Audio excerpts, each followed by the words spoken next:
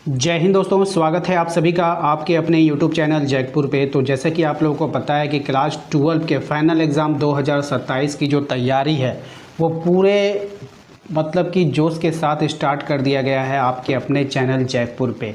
आपका जो है मॉडल टेस्ट भी कराया जा रहा है, मॉडल पेपर भी सॉल्यूशन दे रहे हैं, सब्जेक्टिव क्वेश्चन आंसर भी करवा रहे हैं साथ में, और आप लोगों का मॉक टेस्ट भी लिया जा रहा है। तो इतनी अच्छी तैयारी आपको पूरे यूट्यूब पर कहीं पर भी नहीं मिलने वाली है। तो चैनल को सब्सक्राइब जरूर कर लीजिएगा, बेल आइकन को प्रेस कर लीजिए ताकि आने वाली हर एक वीडियो का नोटिफिकेशन आपके मोबाइल पर जाए। इसके अलावा सबसे ज़रूरी है कि आप हमारे व्हाट्सअप ग्रुप को जरूर ज्वाइन कीजिए। अगर आप व्हाट्सअप ग्रुप ज्वाइन नहीं करोगे तो फिर बहुत बड़ी प्रॉब्लम में आप फंस सकते हो, क्योंकि वहाँ पर आपको हर एक नोट्स मिलता है, PDF मिलता है, अपडेट मिलता है, सब तो वहीं पर मिलता है। तो अपने व्हाट्सएप पर जाकर के मेरे व्हाट्सएप पे एक मैसेज कर दीजिएगा, आपको लिंक मिलेगा, उसको ज्वाइन कर लीजिएगा। तो चलिए शुरू करते हैं। मॉक टेस्ट 2 करने वाले हैं। मॉक टेस्ट 1 में आप लोगों ने बहुत ही अच्छा प्रदर्शन किया। हिस्ट्री, ज्योग्राफी और पॉलिटी तीनों टॉपिक को हम लोग कवर करेंगे एक ही वीडियो में। अगर और यहाँ सबसे जो है 10-10 सवाल पूछा जाएगा, टोटल 30 सवाल होंगे। अगर आपका नंबर जितना आएगा हमें कमेंट बॉक्स में कमेंट करके ज़रूर बताइएगा कि कितना नंबर आप लेकर आए हो, ठीक है। तो चलिए स्टार्ट करते हैं। सबसे पहले हिस्ट्री का सवाल आ चुका है आपको स्क्रीन पर। हिस्ट्री के सवाल में देखिए सबसे पहले पूछा गया है कि सिंधु सभ्यता का प्रसिद्ध बंदरगाह कौन सा था। हड़प्पा था, मोहनजोदड़ो था, लोथल था या फिर कालीबंगा था। सही जवाब हो जाएगा इसका ऑप्शन नंबर सी, लोथल हो जाएगा। क्वेश्चन नंबर 2 पर आते हैं। क्वेश्चन नंबर 2 में कहा गया है कि गौतम बुद्ध को ज्ञान की प्राप्ति कहाँ पर हुई थी। तो गौतम बुद्ध को जो ज्ञान की प्राप्ति हुई थी वो कहाँ पर हुई। सारनाथ में, कुशीनगर में, बोध गया में या फिर राजगिरी में। तो इसका राइट आंसर हो जाएगा आपका बोध गया में, जिसका अब नाम बदल गया। हो सकता है पेपर में आपका गया जी लिखा जाएगा, तो आप लोग गया जी को आंसर करेंगे, ठीक है। क्वेश्चन नंबर आते हैं 3 में। इसमें कहा गया है कि आईना अकबरी का लेखक कौन है। अबुल फजल है, फैजी है, बदायूनी है, अलबरूनी है। तो आईना अकबरी का लेखक है अबुल फजल। ऑप्शन नंबर ए हमारा यहाँ पे करेक्ट आंसर होगा। क्वेश्चन नंबर आते हैं 4 पे। क्वेश्चन नंबर 4 में कहा गया है कि पानीपत का प्रथम युद्ध जो हुआ था वो कब हुआ था। 1526, 1556, 1761 या फिर 1857 में। सही जवाब हो जाएगा इसका 1526। ऑप्शन नंबर ए इसका करेक्ट आंसर होगा। क्वेश्चन नंबर आते हैं 5 पर। इसमें कहा गया है कि बंगाल विभाजन किस वर्ष हुआ था। 1885 में, 1905 में, 1919, 1935। सही जवाब हो जाएगा इसका 1905। ऑप्शन नंबर बी हो जाएगा। क्वेश्चन नंबर आते हैं हम लोग 6 में। क्वेश्चन नंबर 6 में कहा गया कि चंपारण सत्याग्रह का नेतृत्व किसने किया था। तो चंपारण सत्याग्रह का जो नेतृत्व किया था वो आपको बताना है सुभाष चंद्र बोस ने, महात्मा गांधी ने, बाल गंगाधर तिलक या फिर लाला लाजपत राय। तो इसका राइट आंसर हो जाएगा आपका महात्मा गांधी ने। किसने किया था, महात्मा गांधी ने किया था। क्वेश्चन नंबर आते हैं 7 पे। क्वेश्चन नंबर 7 में कहा गया है कि पूर्ण स्वराज का प्रस्ताव किस अधिवेशन में पारित हुआ था। तो पूर्ण स्वराज का जो प्रस्ताव पारित हुआ कौन से अधिवेशन में पारित हुआ था ये आपको बतानी है। तो ये पारित हुआ था लाहौर अधिवेशन में। ऑप्शन नंबर ए हो जाएगा। क्वेश्चन नंबर आते हैं 8 पर। कहा गया है कि भारत का विभाजन किस वर्ष हुआ था, यानी कि भारत का जो बंटवारा हुआ ये कौन से साल में हुआ था आपको बताना है। तो ये हुआ था 1947 में। ऑप्शन नंबर सी हो जाएगा। क्वेश्चन नंबर आते हैं 9 में। इसमें कहा गया है कि संविधान सभा के प्रारूप समिति के अध्यक्ष कौन थे। तो संविधान सभा के प्रारूप समिति के अध्यक्ष का नाम बताना है। तो वो थे doctor Bhimrao Ambedkar. Option number C हो जाएगा। क्वेश्चन नंबर आइए 10 पर। क्वेश्चन नंबर 10 में कहा गया है कि भारतीय संविधान में मौलिक अधिकार किस भाग में दिए गए हैं। तो भारत का जो संविधान है इसके जो मौलिक अधिकार है दिए गए हैं भाग 3 में दिए गए हैं। ऑप्शन नंबर बी इसका यहाँ पे करेक्ट आंसर हो जाएगा। इसी के साथ ही हम लोगों ने हिस्ट्री को कंप्लीट कर लिया है आज के मॉक टेस्ट में। अब आइए ज्योग्राफी का मॉक टेस्ट लगाते हैं। क्वेश्चन नंबर 11 ज्योग्राफी से। भारत का सबसे बड़ा राज्य यानी कि कौन सा होगा क्षेत्रफल में। क्षेत्रफल में भारत का सबसे बड़ा राज्य आपको बताना है। उत्तर प्रदेश होगा, मध्य प्रदेश होगा, राजस्थान होगा या फिर महाराष्ट्र होगा। तो राइट आंसर हो जाएगा आपका राजस्थान, ठीक है। उत्तर प्रदेश की बात करें तो उत्तर प्रदेश जनसंख्या अगर यहाँ पर लिखा रहता कि जनसंख्या में बताइए कौन सा होगा तो हमारा उत्तर प्रदेश आंसर होता। क्वेश्चन नंबर 12 पे आते हैं। कहा गया है कि भारत की सबसे ऊंची पर्वत चोटी कौन सी है। तो भारत की जो सबसे ऊंची पर्वत चोटी है उसका नाम आपको बताना है। कंचनजंगा होगा या फिर नंदा देवी या फिर धौलागिरी या फिर मकालू। तो राइट आंसर हो जाएगा Kanchenjunga. Option number A correct answer होगा। क्वेश्चन नंबर 13 पे आते हैं। कहा गया है कि लाल मिट्टी में कौन सा तत्व अधिक पाया जाता है। लोहा, सोना, चांदी या फिर तांबा। तो लाल मिट्टी में क्या पाया जाता है, आयरन की मात्रा ज़्यादा होती है। Option number A correct answer होगा।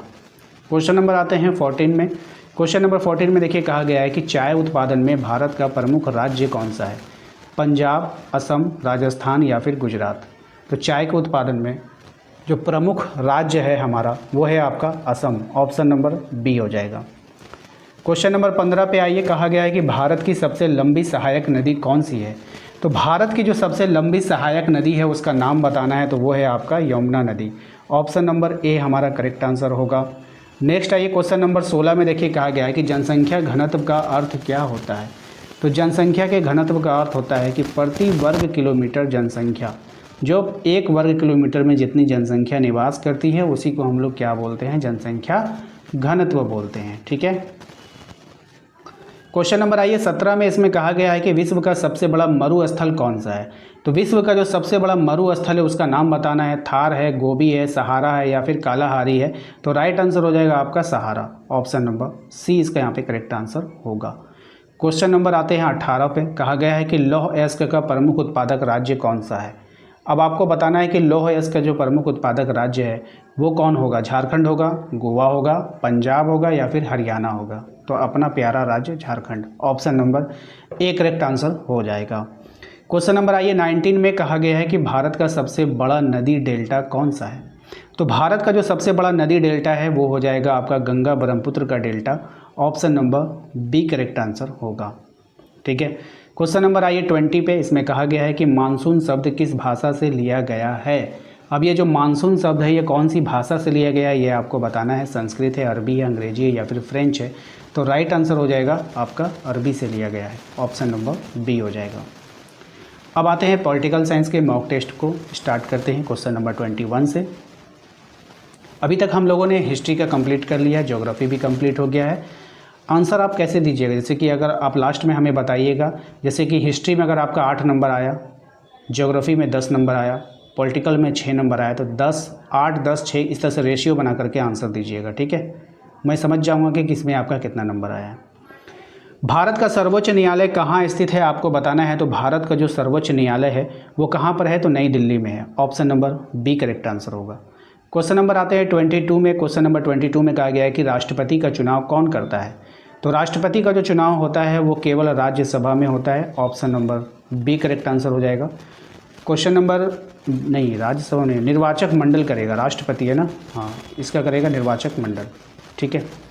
क्वेश्चन नंबर आते हैं 23 में। देखिए कहा गया है आपका कि भारतीय संविधान कब अंगीकृत किया गया था। भारतीय संविधान को जो अंगीकृत किया गया 26 नवंबर 1949 को अंगीकृत किया गया था, ध्यान रखना है आप सभी को।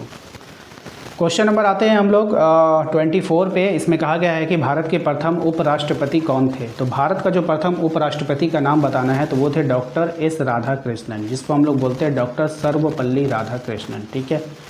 क्वेश्चन नंबर 25 है आपका, मौलिक कर्तव्यों को संविधान में किस संशोधन के द्वारा जोड़ा गया। तो मौलिक कर्तव्यों को संविधान में 42वें संविधान संशोधन के द्वारा जोड़ा गया था। ऑप्शन नंबर ए हो जाएगा। क्वेश्चन नंबर आते हैं 26 में। कहा गया है कि पंचायती राज व्यवस्था को संवैधानिक दर्जा किस संशोधन से मिला है। तो पंचायती राज व्यवस्था को जो संवैधानिक दर्जा मिला वो 73वां संविधान संशोधन से मिला है।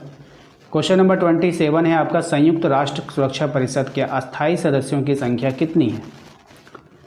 तो ये हो जाएगा, अस्थायी सदस्य जो हैं वो 5 अस्थायी सदस्य हैं, इसको ध्यान में रखना है। क्वेश्चन नंबर 28 पे आते हैं। कहा गया है कि भारत में मतदान की न्यूनतम आयु कितनी है, यानी कि कितना वर्ष आपका कम से कम होना चाहिए जबकि आप वोट डाल सको। तो 18 वर्ष आपको पता है।